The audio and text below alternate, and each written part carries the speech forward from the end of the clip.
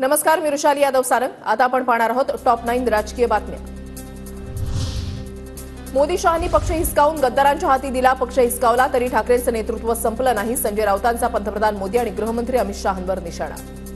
नरेंद्र मोदी आणि अमित शहा या दोन व्यापाऱ्यांनी गुजरातच्या सत्तेच्या बळावर, पैशाच्या बळावर, दहशतीच्या बळावर हिंदुहृदय सम्राट शिवसेना प्रमुख बाळासाहेब ठाकरे यांची शिवसेना ओरबडून घेतली आणि गद्दारांच्या हातात सोपवला।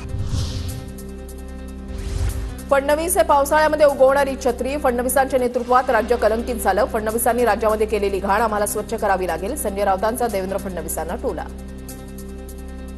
ही राजकारणातली पावसाळ्यात उगवलेला छत्री आहे। महाराष्ट्रामध्ये आम्हाला पुन्हा सत्तेवर यावं लागेल आणि जी घाण आहे फडणवीस आणि त्यांच्या लोकांनी निर्माण केलेली ती आम्हाला स्वच्छ करावी लागेल।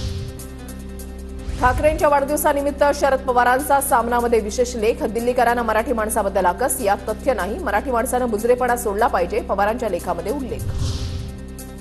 फडणवीसांकडे देशमुखांच्या कोणत्या क्लिप्स आहेत त्या बाहेर काढाव्यात। सामनातून फडणवीसांना प्रति आव्हान, तर क्लिप सोडून ब्लॅकमेल करणं हाच भाजपचा जोडधंदा।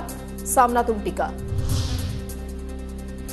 शरद पवार 2 दिवसीय छत्रपती संभाजीनगरच्या दौऱ्यावर। शरद पवार छत्रपती संभाजीनगरमधील 4 विधानसभेच्या जागांची चाचपणी करणार। फुलंब्री, पैठण, गंगापूर आणि संभाजीनगर पूर्व मतदारसंघावर नजर। आमचा जीव आरक्षणात, सरकारचा जीव खुर्चीत। आरक्षण देणार नसाल तर आम्हाला पाडापाडी करावीच लागेल। जरांगे पाटलांचा सरकारला इशारा।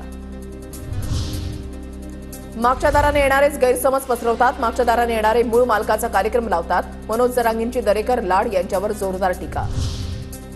मराठा समन्वयकांनी शरद पवारांची भेट घेतली। छत्रपती संभाजीनगरमध्ये पवारांची घेतली भेट।